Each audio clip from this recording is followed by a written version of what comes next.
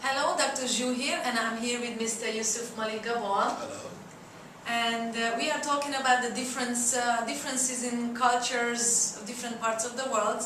And we've been talking about all different subjects here, women and men, and treating people. So the next is, my little question is about arranged marriages, Yusuf. So how is that a woman being arranged by parents or some other person who picked them up, and the first time they meet the guy is basically on their marriage, and the first time they are physically in contact is after a wedding night, and they're supposed to have a physical relationship and make love on that night. So how is that all possible? How can it work? Well, as long as medically they are both fit, there shouldn't be a problem. But then, you see, our emotional parts. Yeah, like our society, as I was telling you earlier in the earlier videos, that our society is such where mixing of men and women is not encouraged. So you have two choices: either have an arranged marriage or sit home without marriage. Right. Or Facebook. Or if you're not going to, everybody doesn't have Facebook in the villages and Yes, urban areas, rural areas rather. Now, how can you meet somebody without going out in the world? So you have to depend on arranged marriages. We've got a daughter, she's educated to such extent, and they're looking for somebody, and they meet somebody through parents or through marriage bureaus, and they sort of strike some sort of equation between them, and the marriage takes place. But the parents look at it with a very, they're not emotional about choosing who their daughter will marry or who the son will marry. So they are being pragmatic. They see whether the man has a job, what is his history, has he been married before, is he a womanizer? So they go through all these things. That's why arranged marriages work a lot more, a lot better than love marriages. Because in love marriages, especially in our culture, you meet somebody, it's a great thing, you've met someone, but you have no means to find out who that person is. Unless you have specific questions and you train on that. And there is no guarantee that you're going to get the truth out of that person. You know, they may be married before, or even if they're not married before, what happens is it's love. It's call it lust, or call it you're so fed up in your closed environment in the house that you want to get out of there. The father just sneering down, the brothers telling you where to go, what to do. They get fed up and they want their own life. So they get into an arranged marriage? So they get into a love marriage. If they've yes. met somebody, and they said that's the escape route. And that usually ends up in a disaster. Yes. So arranged marriages do work. To some extent. Yeah, because they're being pragmatic, the parents are being pragmatic, and they try and choose the right partner. Right. But it's not always right. So what if they are physically don't fit? I mean, there are a lot of the so-called cravings are coming that basically men didn't have the comparisons and they just keep wandering and they cannot stop with one woman. And this is just a Western point of view which I'm bringing, that in order to settle down with one woman, that is when a male has to have enough comparison to choose that one person who they enjoy to do everything with. I don't know, these are the common Western, so let's, what is the take on that? Well, because most of the time, you're making it sound. Adultery comes after that as an extension if the guy is not happy at home. I don't know, you tell me. You are making it sound as if he's going for a test drive.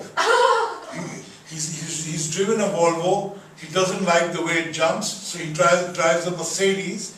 So I think that is abusing a woman.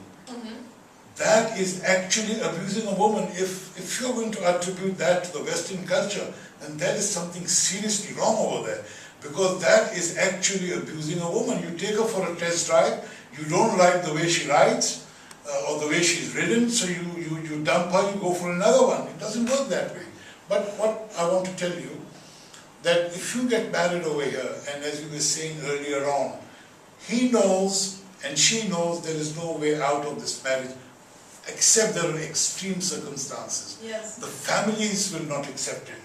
So they are in this bond. So they are stuck. They are in this bond, you call it stuck, yes. They can But get then, divorced because the family no, will be angry at them. as I said, in extreme circumstances, Yes. supposing the man is beating her Yes. black and blue, no father will let his daughter suffer that ordeal. Right. But if she doesn't like his breath and she wants a divorce, then he'll say, look, use a chewing gum. And what if the guy starts to get other women? that's when he calls you and tells you, I want a special relationship, so I can't talk about things to my wife. So then why can't they just be done and the guy can look for somebody else and the girl Well, can look for somebody as I else? said, it has to be extreme, because Yes. we do not have pub culture over here. Yeah. So you cannot go to pub and be unfaithful to your wife and come back. And that is why marriages in the Western world last for an average of 7 years. That's the finding.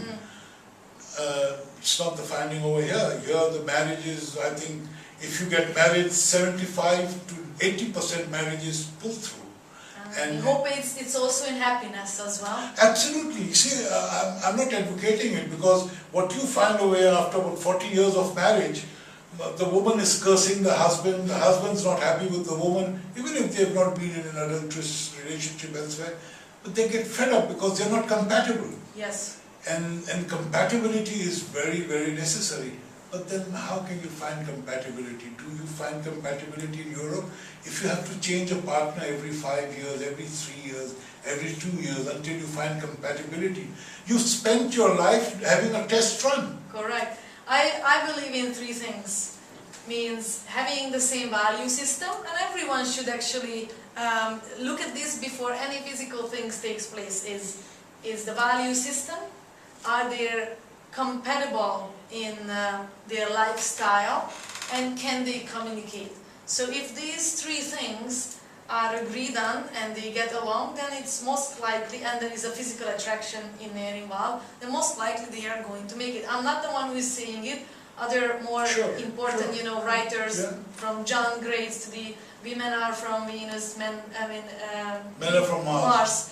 And so was other writers on this that, story. that book about women from Venus and men from Mars, that is a very good book, and it shows how men and women think. Right. That's about 2 different hormones, how they are interacting. So it should be taught actually in schools, Yeah. and so for an arranged marriage to work, because I believe it's nice that the value system are already met, but once they can't communicate together, that is a big problem. The basic thing is similar education. If you have similar education, then the book that you just mentioned, Women are from Venus, Men are from Mars, that exactly shows that a woman thinks in a different way. See, I remember that woman, she was having a child, and the husband took a paternity leave. He was with the woman, and once he was being very considerate. After 1 week after the delivery, the child was delivered. When he goes to the office, and he is now in his office, he doesn't call and find out. And she has this acute pain, and she tells her brother-in-law that as he was going out, bring me some painkillers. He forgets, and when the man returns home, the wife confronts him and says, your brother didn't do this, and I've been lying in pain and suffering and all that. And he gets so irritated because he's just walked into the house, Yes. and without a cup of coffee or anything, and he gets a blasting. And he walks out. Yes. And he says, oh, and she says, hang on, are you just a fair weather friend? I've been in pain. I'm sure you could take this much. Miscommunication. And he comes back, they both sit together, he holds her, and they cry. They hug each other and they cry. And their lives change from that. He never saw her point of view, that she's been in agony. If she's not going to let out her frustration on me, who will she let it out on? So this is something I think... from another person's point of view is what we have to start doing. So if we do that, then we'll be more considerate and a lot more peace and understanding. Absolutely. listening. Thank you so much, Yusuf, and we will continue later. Thank you.